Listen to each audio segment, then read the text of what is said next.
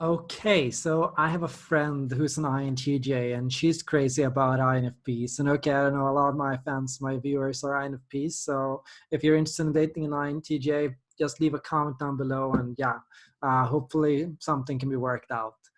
Anyways, today, INFJs and INFPs, do they work? How well do they match? And how great is this matchup really? So I believe INTJs and INFPs have about a 65% success factor, which is really good. This is a favorable matchup, and a lot of INFPs and INTJs can create a really good relationship together. So there's a lot of reasons for this, and I'm going to walk through that in this video. So this video will help you see what you can do and what you can expect from an INTJ-INFP relationship. Now, let's begin with the basics. First and foremost, INTJs and INFPs are almost equal on the scale of introversion. INFPs only slightly more shy, a little bit more reserved than INTJs. So INFPs are a bit more shy for social interaction and a bit more private and a bit more to themselves.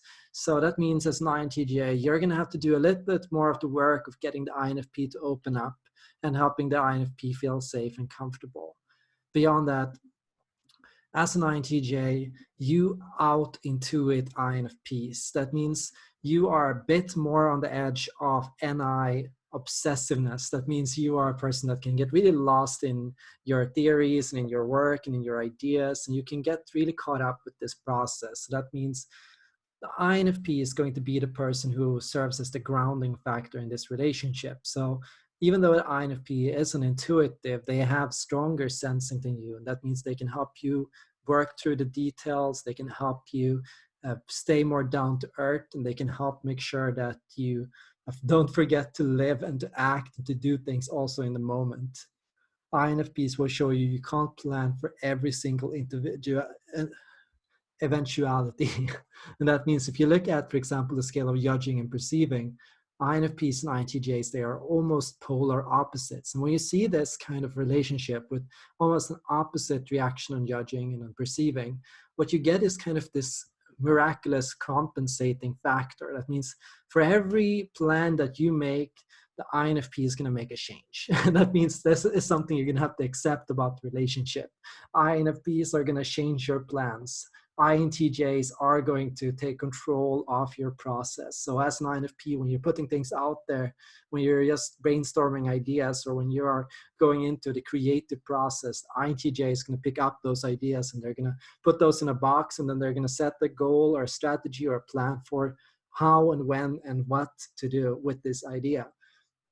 And that means as an INFP, you're going to have to go like, oh, okay, so we're going to have to do something with this. I'm actually going to have to do work with this. Yeah, that means a lot of the time, the INTJ is the controlling factor in the relationship and the steering and guiding factor. And this is also visible when you look at thinking and feeling. That means a lot of the time, the INTJs, they are just more ambitious, just more goal-oriented, and just more focused on work and on the logical process compared to an INFP. And INFPs, they are very feeling. They are one of the most feeling personality types, one of the most sensitive. And as an INTJ, you're going to have to respect that. So that means as an INTJ, you're going to have to be gentle with the INFP and how much you push them and when you push them and what you tell them. And that means you have to also respect the INFP's need to process and reflect on their experiences and on their emotions. You can't raise an INFP to feel good or to feel better. You can't push them to set aside their emotions or to ignore their emotions. Their emotions are always going to be there and are going to be intense and are going to be important. So make sure that you validate and respect that about the INFP. This is key to making the relationship work. Also understand that INFPs can help you grow through and process through your own emotions. That means as an INTJ with an INFP, there's going to be a feeling of being understood and being tolerated.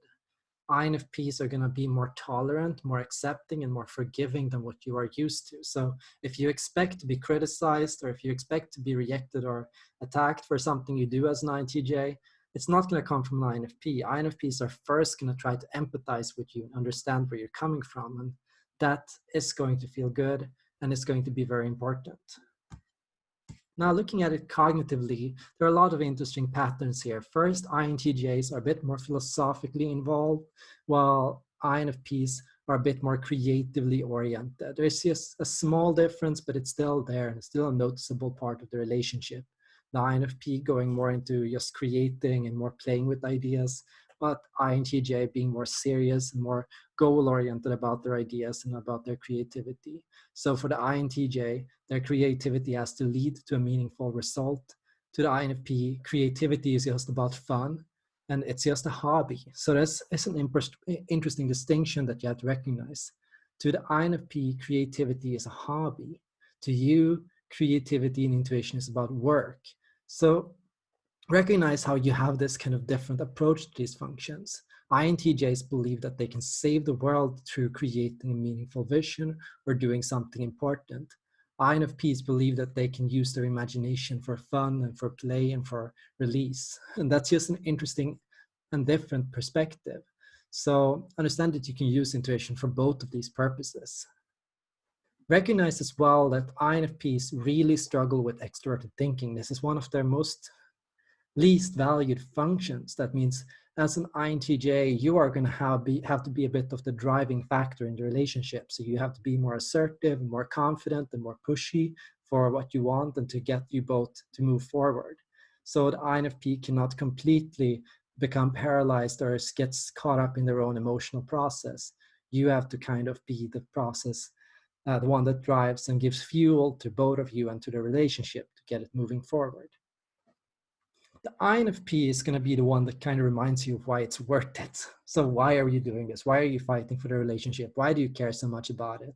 The INFP is the person that can help you kind of see the purpose and the meaning, that what you get from it. So INFPs are going to remind you of what makes life worth living. So they're going to be the poetic factor to the relationship.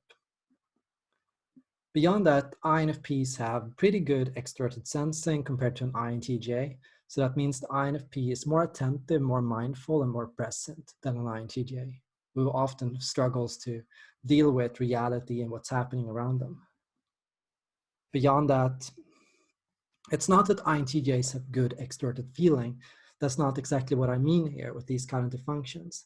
What I mean is that INTJs are more comfortable working with a group and managing people. So what you see is INTJs are better at driving a group of people and working together with a group of people, compromising with a group of people. INFPs are a bit more resistant and a bit more struggling in social situations. So INTJs are usually the social backbone of the relationship.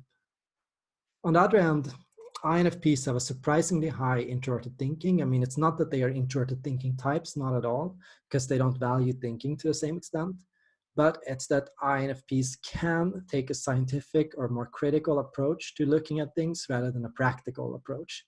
That means if you need to just discuss an idea or discuss loopholes or discuss issues, the INFP is a good bouncing block. As an INFP, you are good at understanding and analyzing ideas and seeing problems and loopholes and issues with different goals and with different projects as they come up. You can therefore expect INFP to be the analyst of the relationship. So yeah, that's the INTJ INFP relationship for you. And I don't know, do any of you have experiences with dating INTJs or dating INFPs? And what is your experience with this matchup? Feel free to let me know in the comments down below. And of course, subscribe for more videos like this. Thank you all for watching and see you all in the next video.